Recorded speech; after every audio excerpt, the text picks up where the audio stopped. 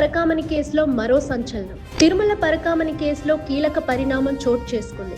ఈ కేసులో ప్రధాన ఆరోపణలు ఎదుర్కొంటున్న మాజీ assistant vigilance and security officer Satish Kumar అనుమానాస్పద స్థితిలో మృతి చెందారు. సతీష్ ప్రస్తుతం గుంతకల్లు రైల్వే డివిజన్లో ఇన్స్పెక్టర్గా పనిచేస్తున్నారు. అనంతపురం జిల్లా తాడిపత్రి సమీపంలోని కోమలి రైల్వే ట్రాక్ వద్ద ఆయన శరీరం విగత జీవిగా గుర్తించారు. ప్రస్తుతం ఈ కేసును సిఐడి విచారిస్తున్న సమయంలో జరిగిన ఈ ఘటన తీవ్ర కలకలం రేపుతోంది. సతీష్ మృతిపై కుట్ర కోణం ఉన్నట్టుగా అధికారులు అనుమానాలు వ్యక్తమవుతున్నాయి.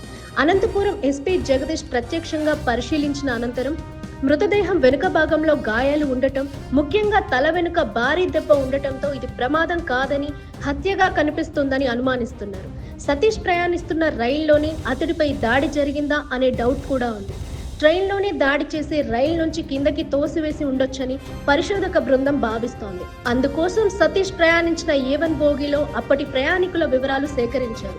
ఎవరు ఏ సీట్లో ప్రయాణించారు, ఎవరి కదలికలు అనుమానాస్పదంగా ఉన్నాయి అనే అంశాలను ఖచ్చితంగా పరిశీలిస్తున్నారు పోలీసులు. ప్రస్తుతం ఆ బోగికి సంబంధించిన సీసీటీవీ ఫుటేజ్, టికెట్ రికార్డులు, ఫోన్ లొకేషన్లు జాగ్రత్తగా పరిశీలిస్తున్నారు. దాడికి ముందు లేదా తరువాత కోచ్లో ఏవైనా వాగ్వాదాలు జరిగాయా అనే కోణంలో కూడా విచారణ కొనసాగుతోంది.